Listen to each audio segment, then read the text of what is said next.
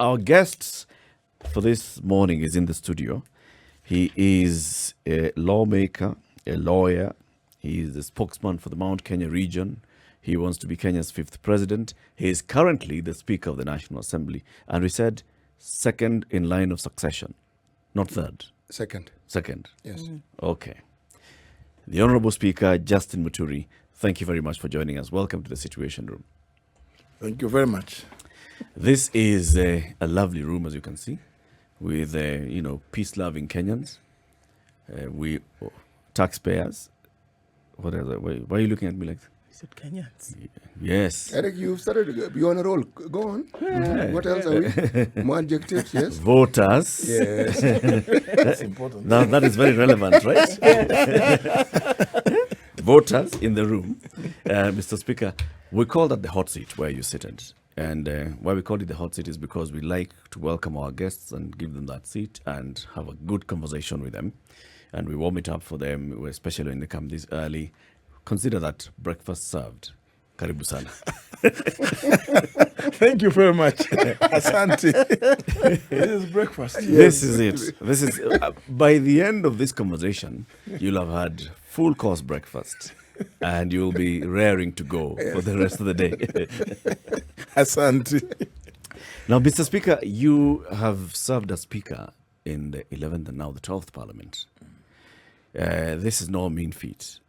You got into this Parliament, which is completely different from the Parliament where you served as a member for Siakago. This is a Parliament that has been created and given more powers by the Constitution. A Parliament that is different because the executive does not sit in the Parliament. The President, his cabinet, the Attorney General are not in Parliament. The way the Parliament is conducting its business is different. This is a Parliament that was given the mandate and the expectation by Kenyans to implement that beautiful document called the Constitution. And then you come in as Speaker.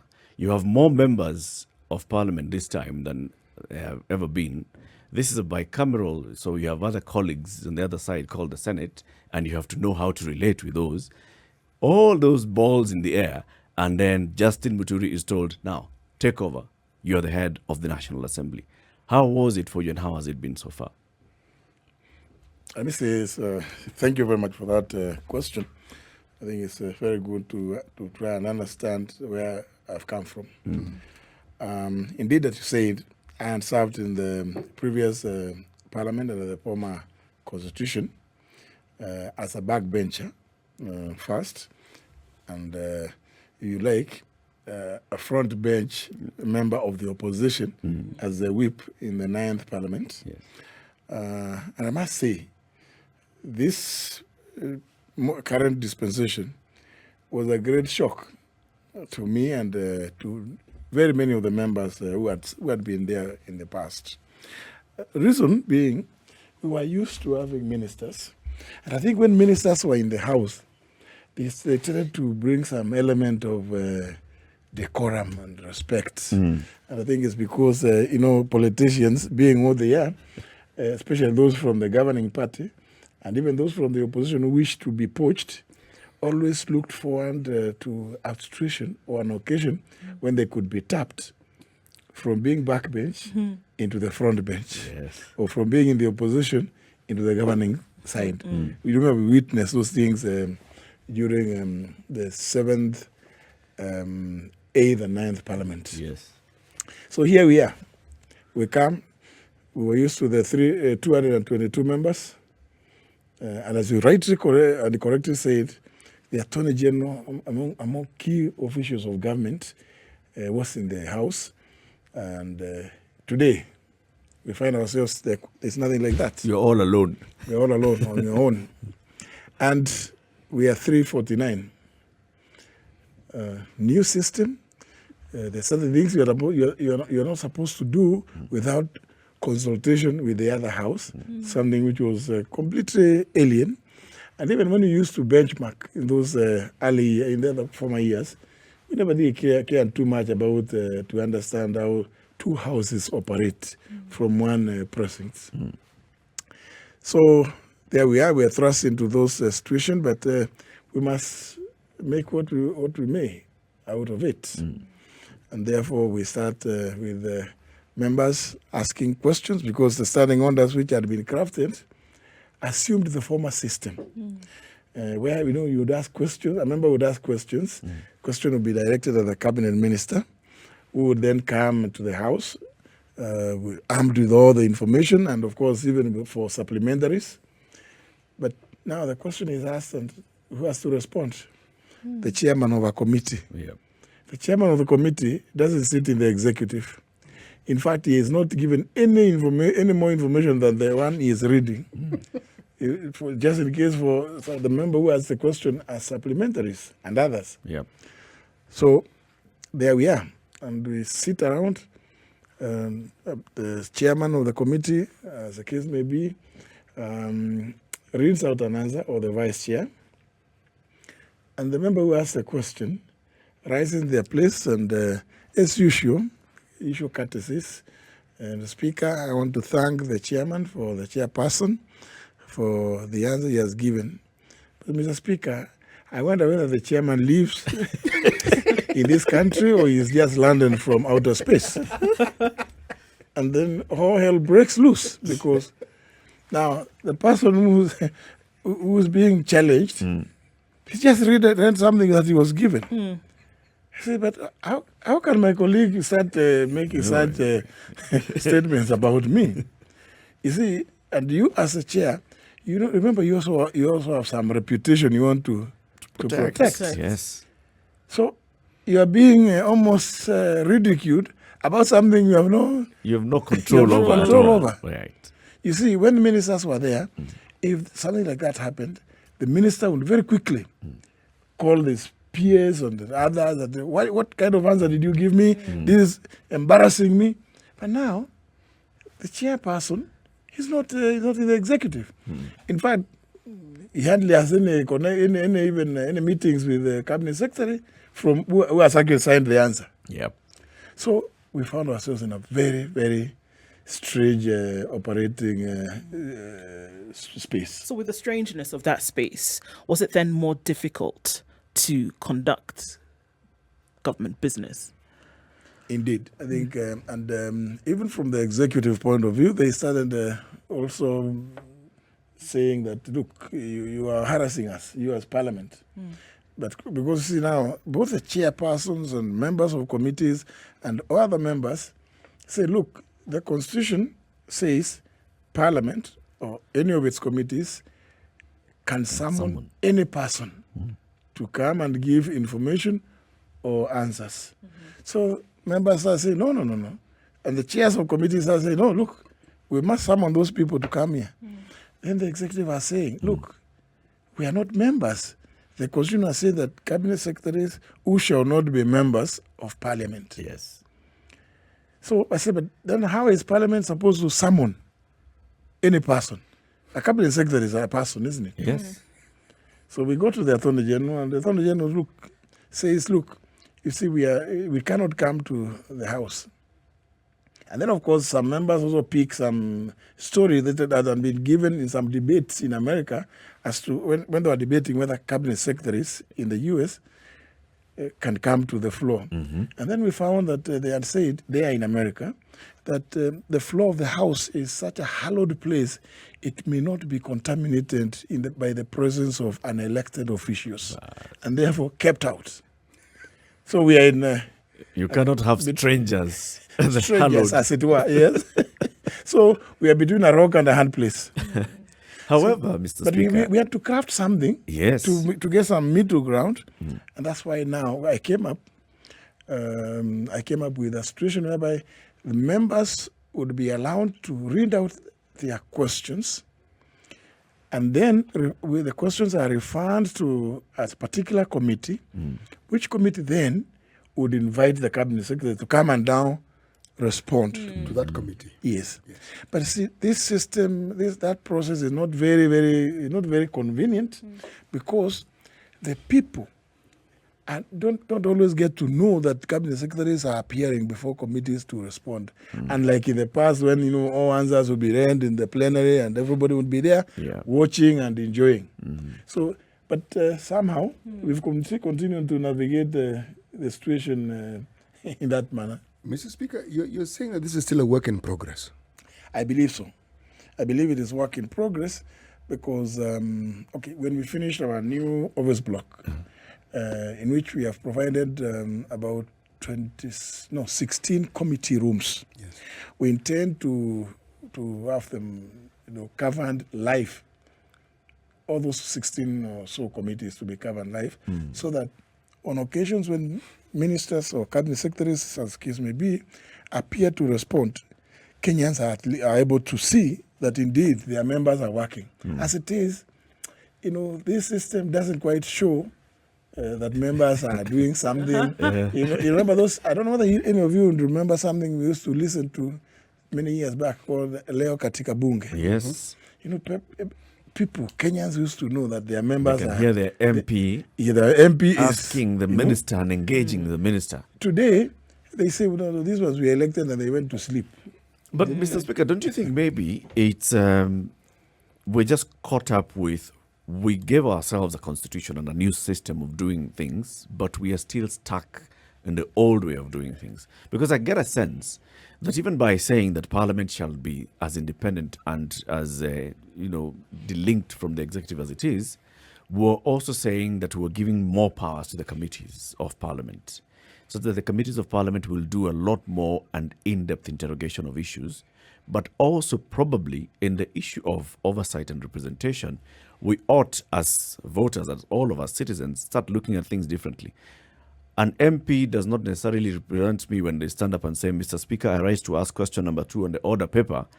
Is the minister aware, A, that there is a road that comes between Muthui and B, that this road has not been constructed? That necessarily does not show representation. But probably if the departmental committee on roads was to look at the work that the government should be doing, they'll be able to raise the issue of that particular road in Muthui.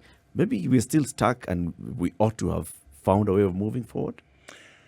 I quite agree, but it has been said in several forums that Parliament in plenary is a theatre of all things. Whereas Parliament in committee is really Parliament at work. But from our experiences from a number of jurisdictions, and especially from the UK, you notice that what started as a program for 15 minutes called Prime Minister's Question Time. On Wednesday afternoon. And I myself observed it in person some years back.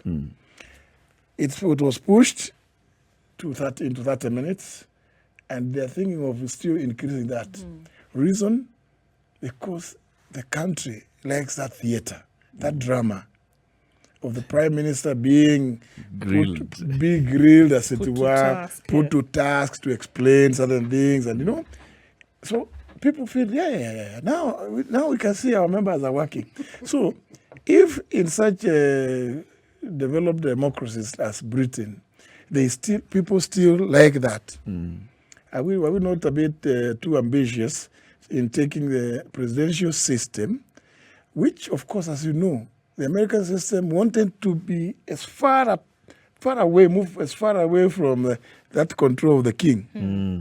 Remember? Yes. The story I always remind parliamentarians, which happened on 4th of January 1642 in UK, when the king walked into Parliament and took the chair of the Speaker and much to the embarrassment of the Speaker, started asking about some five members who are opposed to his taxation measures. And he asked, show me, where are they? Where are they? Well, those ones who are opposed to my taxation measures.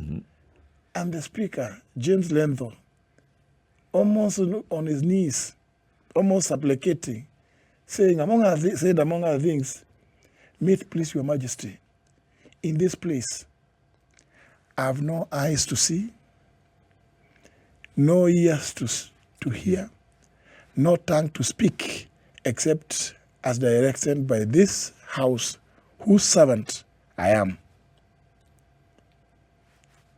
Great, because the guy he couldn't understand. So this thing about the control by the executive of Parliament is as old as we It's can. historical. It's historical. But the Americans, in crafting their governance structure, wanted to make sure that they are far away from that system where one individual, called a president, is able to to control, to exert their authority so strongly in the House. But where we are ourselves, we are caught between this. We are not quite moved because the history that informed the American system is not ours. We don't have that. We don't have that history ourselves. So we are still, we are still meandering through corners here and there, trying to see what works best for us. And of course, appreciating that we are a developing country, we also have to carry along the public. The electorate needs to be carried along, as we move. Let the public also see what it is that the members, the elects, are doing. Not just being told that there's a report which has come from a committee that you're sitting somewhere where nobody saw, the members of the public did not go there. So I think it's, to answer the question, it's still work in progress. But please, do go ahead. So, Mr. Speaker, as you see it now, what difference would it make in terms of what Kenyans can see when you talk about Parliament at work? If they could see what was going on, how do you think it would affect the perception or change the perception that Kenyans have generally about the work that legislators are doing? I think there's a sense in which when people are able to know that this response which is being given started at this point, it has progressed up to here. This is what government is saying. My member of parliament is saying no. The public that elected that member of parliament will know whether their member is the one speaking the truth or government is the one that is at fault. And more often than not, actually, to be honest, I think people, remember, when questions are asked, answers are given. Those answers don't come from the minister. You're asking about some village, as you talked about some bridge somewhere which collapsed, and somebody is perhaps saying that last night there was a bandit attack in my area, and the minister is saying, because he gets the answer from there, and obviously, as it says with the civil service, the police in the area don't want to show that maybe they were caught unawares. So they will give the minister some answer that is, laced with a lot of untruths. So the minister will be saying this. The member will be saying, no, that is not true. I was there. I know. These are the photos. These days, if we are that system of ministers, answering in a plenary, then the public would, they will be able to know where to lay the blame. In fact, I think perhaps, that old system, it helped people know whether their members are the ones who are sleeping on the job or it is government. And that exchange is actually quite lively. And I think if it is, even in the developed democracies, except, of course, with the exception of America, where the hallowed place of the plenary, the House, are not to be contaminated by the presence of an elected officials, I think it's still exciting. Can I tell you what happens in the French system, which is, it's a somewhere in between. In the French system, when a member will ask a question, a minister will come with a written answer. The minister will read the response.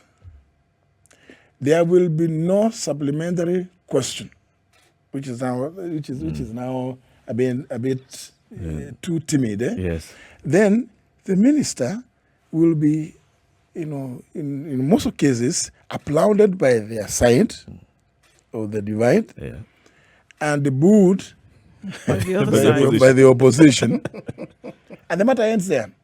But what I realized, because when I was trying to craft something in between, I did some little bit of visits to benchmark and see what happens in various jurisdictions. The only difference is that with them, the answer is largely quite correct. they don't do too much with the bread and butter issues about some broken bridge here, what. They deal with the issues of policy, implementation. But here we are still dealing with who has not been vaccinated, who has not visited some antenatal clinic and things like those.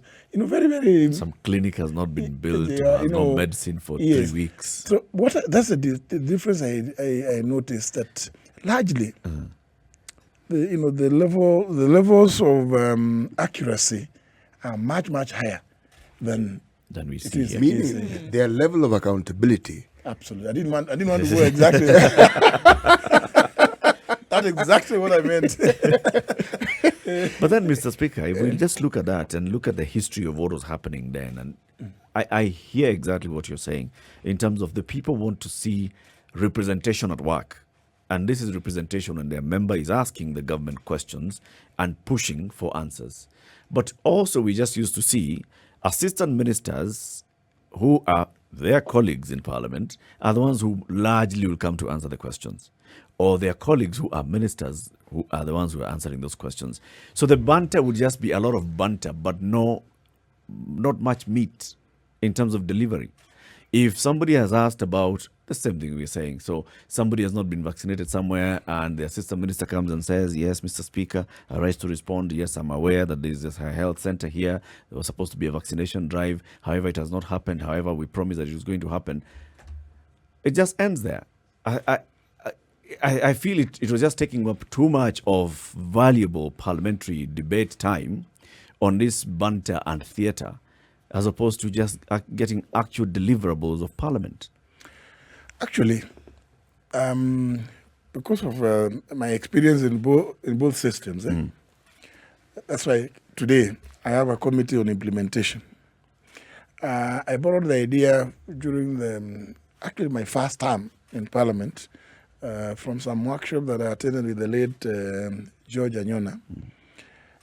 In some countries, because when a minister makes an undertaking on the floor of the House, it is taken seriously.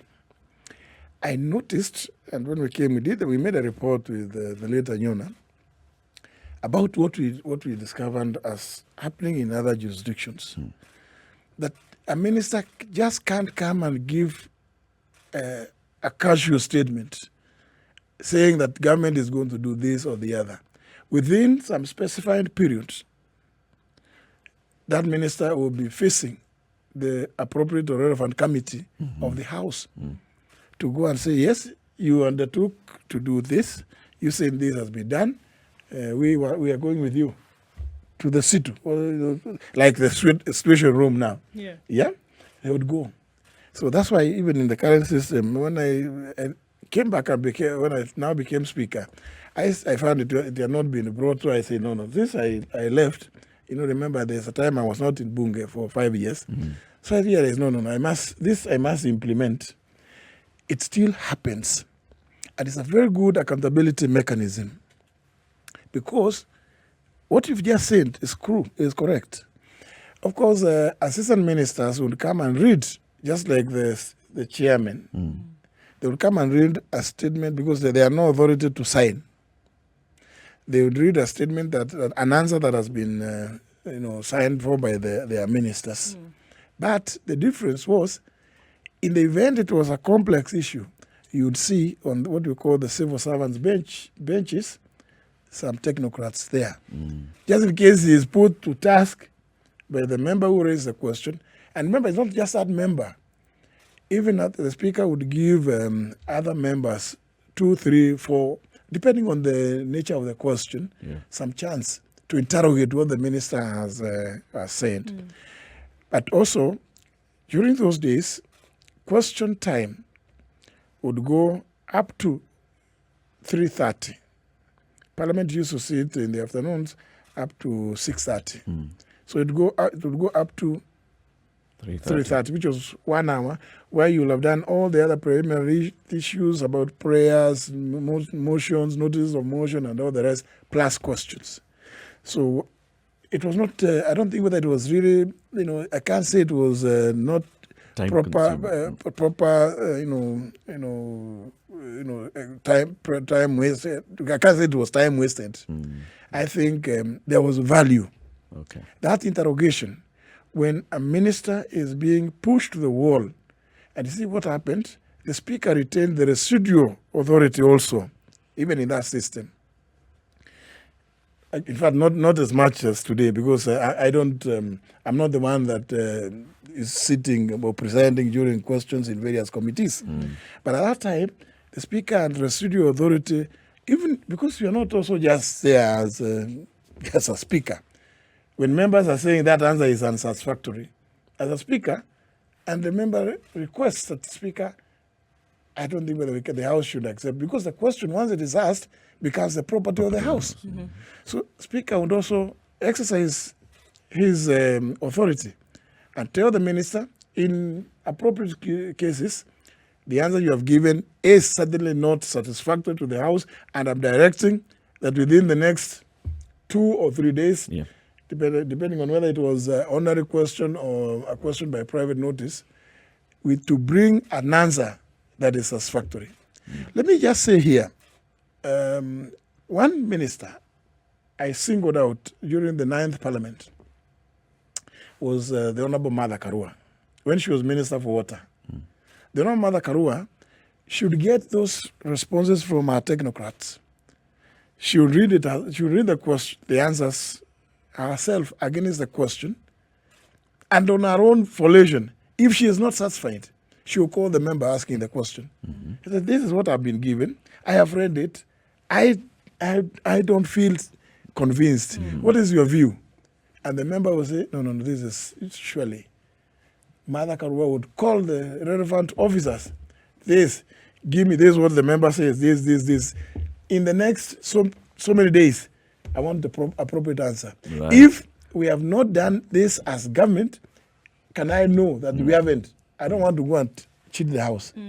I used to really, really admire the way she used to deal with the questions. Admirable. Yeah, but not everybody, as you say. Some are just innocent passengers, non-fair paying passengers in the cabinet. 24 minutes to 8 o'clock, Kenya's biggest conversation. We have in the studio with us the Honorable Justin Muturi, Speaker of the National Assembly, who is also a man who says he'd like to be the next president of the Republic of Kenya. We'll go into that conversation. So we hear about your plans and why you'd like to be the president of Kenya and why people should vote for you. We've been talking about, and you've given us a very good feeling of how you have the experiences as Speaker of the 11th and 12th Parliament. I want to ask on just a quick one on the management of the two parliaments. Currently, loud voices, even from members of the same 12th Parliament, are that this Parliament has been taken over by the executive. This Parliament is under the control of the executive, that you are no longer independent. Your independence was usurped by the executive and given sort of freely to the executive. What do you say to that? I'm sure you've heard it very many times. Well, of course, this is something very, very frequently said by Kenyans. But I think Kenyans should go back to some little bit of history, including things happening very, very recently, because we have a presidential system. Parties go out there to campaign, and parties win elections. When parties win elections, they have some manifesto they have given to the electorate. They have things, they have programs that they want to implement. Some will require that there is parliamentary approval. Isn't it the normal thing that you out there, as the executive, desirous of implementing certain positions, that you require parliamentary input or approval, you use your troops? I see, in fact, just recently, have been seeing Donald Trump doing that in the U.S. You'd always call his troops the Republicans. I have seen even currently, I've seen Joe Biden calling the leadership of, particularly where he has a huge majority in the House of Reps. It's the same thing. It happens that way the world over. Sometimes here in Kenya, we beat ourselves too much. And, it reminds me of some saying in the village that those who do not travel always assume that their moms are the best cooks. I think we need to travel a bit, look at what happens in other jurisdictions. It is the political parties that make the decisions. When I came to the House as Speaker, I offered all political parties rooms where they would be meeting every week, as happens as in other developed democracies, to caucus, so that if there's a point, there's an issue that whatever party wishes to push through, they talk to their members. It is in those caucuses that you agree. A member may tell you, on this one, I will vote against my party because I'm uncomfortable with this, because if I do, in the village or in my constituency, I'll get a flack. Yep. That is conscience. Of course, the opposite of that is the stomach. When they vote with their stomachs. Mr. Speaker, am I almost hearing you say essentially that it's okay then for the executive to marshal his people in Parliament for his or her own desires? Is that what you're saying? That you have people who should be... So what happens then to the people for whom we assume that Parliament is supposed to be working for? Parliament is it doesn't work in isolation. And I have not seen any parliament worth mentioning that works in isolation. What there is, as I was trying to explain, even the governing parties, on occasions, they have a mandate to govern. And they have to do that through Parliament. Bills would have to be passed through Parliament. It is their business to call their members, convince them that we are proposing to do this because of these and these and these reasons, and therefore we are pleading with you, we are asking you, because we are our party members, to support our position when you go to the floor of the House. It is during those caucuses that members will be at liberty to contribute, agree or disagree, and it is no more. It's no more. It's only that, of course, not many parties took the facilities that I offered them to be meeting weekly, which is the way it is supposed to be, to develop party positions. You hear sometimes people talk about party positions. They never here in Kenya. Nobody develops party positions. I know that because because I've been there. Yeah. Let me give you one small example. When in the 8th Parliament, the Honorable Olo Aringo came up with a proposal to introduce a bill to amend the Constitution to start the Parliamentary Service Commission. I was a Kanu Bakbeja. We were invited to State House and in the morning, and the Riot Act was read to us after breakfast. And then, because Parliament even now sits on Wednesday mornings, but Wednesday mornings are reserved for private members' bills, and that was a private member bill. So we went. When we left the place, we told her, we congregated somewhere and said, look, it doesn't matter whether the executive wants this. This is beneficial to Parliament. Parliament must disengage. Those are the days when, Parliament was an appendage of Harambee House. Yeah. Bunge imevunjwa. So, yes, you just wake up. And I remember when we were at the Bomas conference, we just adjourned the normal way to start the conference in Bomas on the following Monday. And then the next day, Friday, we read in the Kenya Gazette that Parliament has been dissolved. Yep. Those were very strange days. So what I'm saying is that, yes, we have made some progress, but there's a lot more that could still be done. It should not be the case that when the executive wants something, they always get it. They all must get it. And I know, like that time, we refused. And but we haven't seen that now in the 12th Parliament particularly. The executive wants this. The executive has been getting what the executive wants. Yeah, because we only focus mainly on the controversial issues. The executive has been losing quite. I can tell you from where I sit, the executive loses quite a number of businesses from time to time. But some of them are not very, very controversial, and therefore they are not widely covered. But I do know that they have been losing business, especially this particular time, because this particular period has been a bit it's been a lot of disjointed But in let me operations. ask this question. Huh? I'm dovetailing it on the question that my colleague Ndu asked. What really can be expected from a system such as ours? Because Parliament is peopled by politicians who belong to different parties, and they all have their interests. But the one interest that Eric was alluding to, but didn't seem to center, and I'm going to say it, you mentioned it clearly, the stomach. The stomach doesn't know parties. I agree. So when the issue of the stomach is sorted out, you'll find a very compliant parliament. I mean, the fact that you have an opposition will cease to matter. Forget the handshake, even if there is no handshake. You will find people complying and people going about and agreeing very amicably. Once the stomach has been sorted out. Yes, this is something that was seen long before we got this new constitution. It's not something new. Now, there are reasons that are given, but in a political setup, let me say what I want to say. I'm saying this. Sometimes the yardstick that we use to judge parliament is the yardstick that we use to judge leaders of our religious organizations. A certain morality that they are best placed to maintain. I am of the view that parliamentarians should be judged by a completely different morality. My view. I think I will not disagree with you. It's just perhaps to put it differently, that we as Kenyans Yes.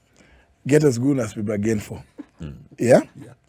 Yeah, because it's where do they come from? Where do politicians come from? Do they come from amongst ourselves? So we also must be a part of the blame. Yeah, because the issue of integrity is a very crucial one, and every time we try to address it, there's always some resistance. I would say a great deal of resistance. Absolutely. Yes. But I must be mentioned. Let me give you an example. In the last Parliament, 11th, because I have done a lot of studies about functional parliaments. There's something that I came across, and you'll find it in a number of parliaments, particularly in the UK and Canada, because there's an office called Commissioner of Standards. Commissioner of Standards within Parliament is one that from time to time will give you, tell you this is an infraction, members shouldn't do this, members are doing this, so that it's addressed internally. And I thought it was a great idea. And so as we were working on doing the new Parliamentary Privileges Act, now that we have to amend the early one, which did not have bicameral. So I thought, let me introduce this thing of the Commissioner of Standards. Oh, you should have. And it's so unfortunate that the Speaker has no vote, but that committee is chaired by the Speaker. So the Speaker makes proposals on the basis of, studies and research that has been done. And, we feel that this is where we should aim to. In fact, as members of the Commonwealth Parliamentary Association, we also ascribe to the standards benchmarks of good governance. So, I had done a lot of research. The thing was thrown. In fact, I think the only 2 or 3 members who spoke about it, and the rest put the question. And there I was, regardless of whether I'm the one who came up with the idea, put the question, Mr. Speaker, we don't want any more debate on this. So you put the question, and of course, begrudgingly, and to accept and to give the answer that the nays had it. So I agree with you. But maybe we should just ask ourselves as Kenyans what it is that we really expect of our leaders in various positions.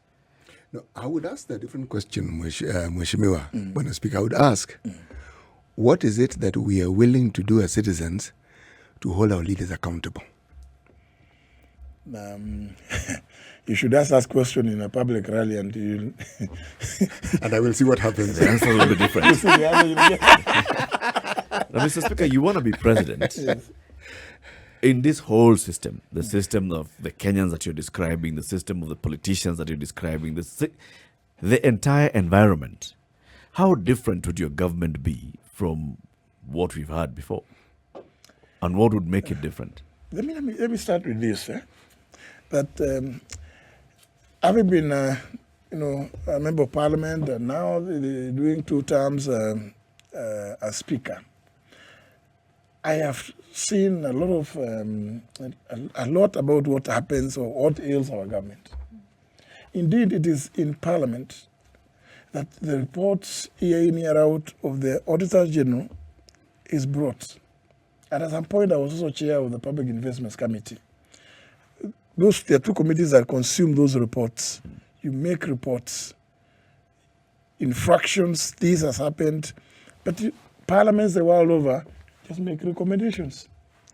Who implements the recommendations? The executive. The executive.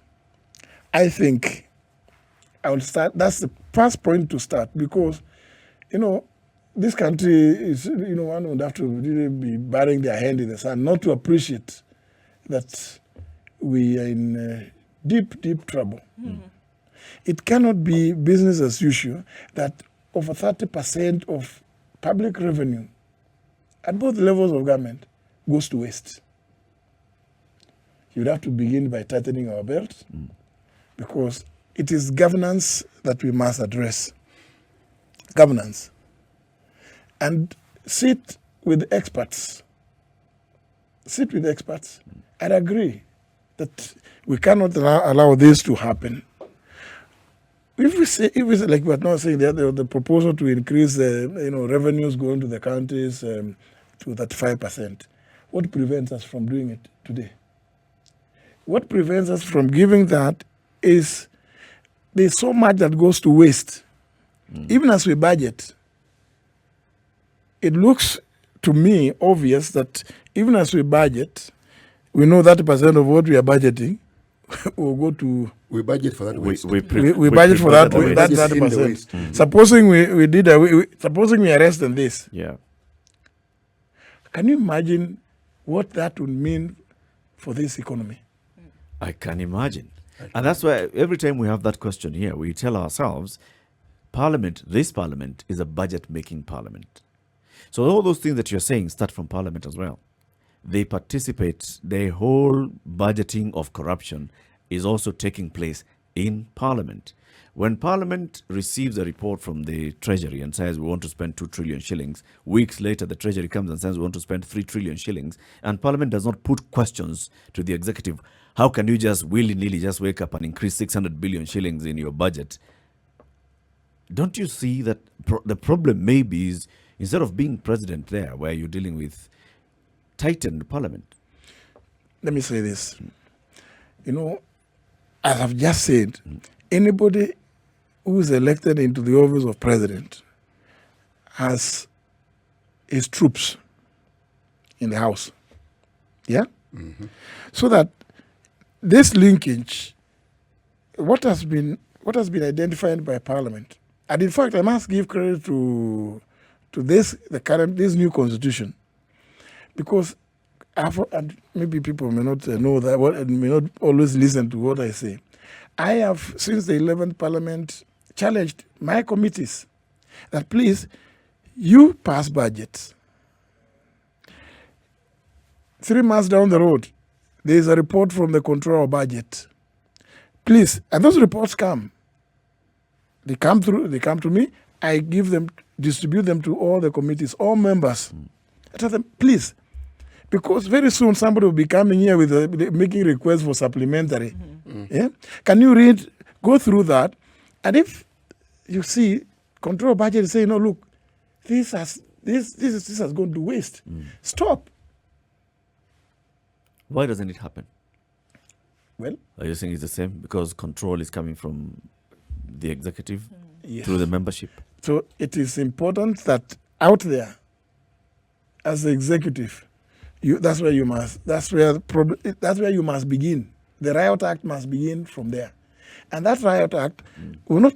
If Parliament sees that it is there, and from the executive, it is be directed to various agencies, MDAs, Yeah? I'm telling you, this 30% will not go to waste as it does. Of course, when you talk about going to waste, you know what it is. Yes, an euphemism for corruption, isn't it?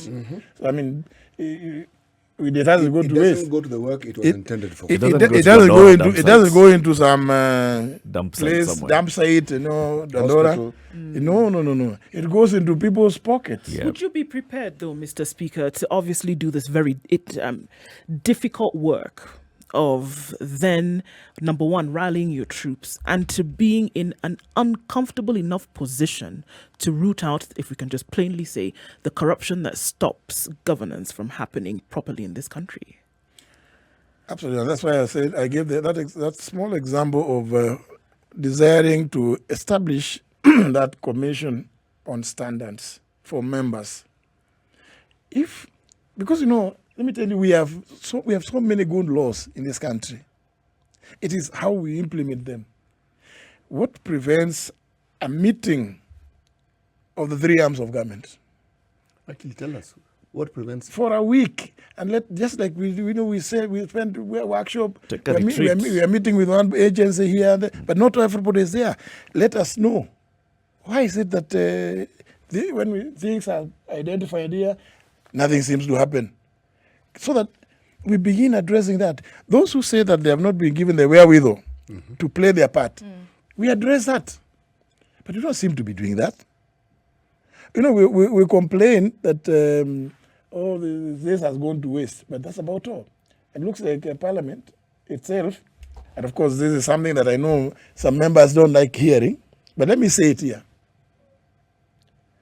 When Parliament is doing what you call national government constituencies development activities, Parliament put itself into a hole. It is not the work of Parliament to implement projects. Development. And Kenyans, it will be good for Kenyans to know that. Don't tell your member of Parliament that you want him to come and build a school, you want him to come and do a hospital. That is not the work of the member. Now that we have devolution in this country, these resources should go to those devolved units. What are we devolving? Decision making and resources. We have public participation. We should strengthen that so that at every level, people are holding their leaders accountable. It is the duty. I really look with admiration the early parliaments soon after independence. The members of parliament were doing what they are supposed to do. Munateta, this is not happening. Why is government not doing this? Even in other jurisdictions, it's when you point out mistakes of government that actually makes those governments be voted out. It should not be that when you point out mistakes of government that the electorate now see you as the enemy and they throw you out. Of course, that is because we have entrenched socially, politically, our people to the politics of the stomach. I think we need to address that. And I think as a country, we really must face it. Let's go before whomever and say that we have all sinned. And fallen short of the glory. Fallen short of glory of God. Because let me tell you, I think it's no point people point. We just have to face it. When I speak at I would be very hesitant to continue to do new projects when those which have been started the last 2-4 years have not been completed. What are you starting them for? Mr. Speaker, I want to appreciate that you've come and joined us this morning, and we'll have to invite you again so that you can have more lengthy conversations and in-depth conversations, especially as you gear your campaign, gears up speed. 2 questions, though, specifically on your presidential bid. 1, what's the political party that you're using? A work in progress. But very, very soon it's going to be unveiled. I like your answer. 2, there are those who are saying that you're also being courted to be a deputy presidential candidate. Have you been approached by anybody to be their deputy president? No. Are you willing to listen to people who come and tell you, we can work together, Mr. Speaker, and you can be my deputy? At this point, I am a bit more focused on what I would want to do for the country, as opposed to what others think they could do. Because if I start now taking my mind to go to help others, it will get lost. My focus will be derailed. And I'm telling you, my focus is on this issue of governance, integrity among leaders, discipline, accountability, and transparency. I am ready myself from the word go to tell Kenyans, this is who I am. Please, like you go into a theater, split me into pieces and find out what it is I'm made of. That way, we need to get people, that's how people will know that you mean what you say. Because, these things about, we want people who are going to be accountable doing this, we have made it like just a song. It's like we hear people say hallelujah, so you don't know who it is that is saying hallelujah. You just say amen. Amen. So, surely, we must go a notch higher. Get all of us off ourselves for scrutiny by the public. Do you associate yourself with your fellow Mount Kenya politicians who are speaking with one voice and saying this is our irreducible minimum? Well, I'm not so sure that I understand the so-called irreducible minimums because I haven't been part of that conversation. For me, I would rather we focus on what kind of leadership we need for this country. Just really quickly, you all accepted to hold a position as the spokesman. What does this do then for what we've seen as tribal politics or the splitting of politics in this country? You accepted the position. Let me say this. Fortunately, we have a very good and robust constitution which recognizes community interests. Yeah. Communities. In fact, even when we are doing boundaries delimitation, if you read Article 89, you'll see that the way constituencies are carved out also takes into account, in a big way, community of interests. So community, we cannot begin demonizing communities. The mistake we make is to make it the area, the centerpiece for political agitation, as opposed to the unity of the country. We are diverse, and that's not a weakness. And I think we shouldn't begin. I don't care when I hear the community this is meeting, and because they are discussing things which are relevant to them, and when they are brought at the national level, they come and you get a good mix. That's how you develop and grow a good country. But we cannot just by burying our hands in the sand and assume that we just happened in Nairobi. No. We come from various regions, but that's the beauty. That should be the beauty. That's the thing that that should bring us together. And let me say, when I was growing up in high school, I was very lucky to have gone, to a school where we had students from almost literally all corners of the country. Today, I'm happy when I visit this part and I know that was my schoolmate, that was my, you feel that much more Kenyan as opposed to just, you bring your own things of the village there. You go somewhere here, you be served this food. Oh, how does this one taste? That's what makes Kenya rich. That's that mixture of cultures and various other traditions, I think, makes it that much more, stronger. We should not use it to divide ourselves. So to be a spokesman of a region or a community is not in itself a bad thing, because all that we are being asked to do is, please, whenever we sit at the table, you are the one to articulate the issues that either bedevil this region in this way or the other. without necessarily being advancing tribal hegemony. Right. Yeah. Speaker Justin Muturi, thank you very much for joining us today. It's been an interesting conversation. Hope to have you again soon in the Situation Room. How was the breakfast? I think I've had enough of it. A good man, Asante sana. Asante. Have a lovely day. You too. Hope to have you again in the studio soon. Always ready. Asante. This is the Situation Room, the only way to start your day.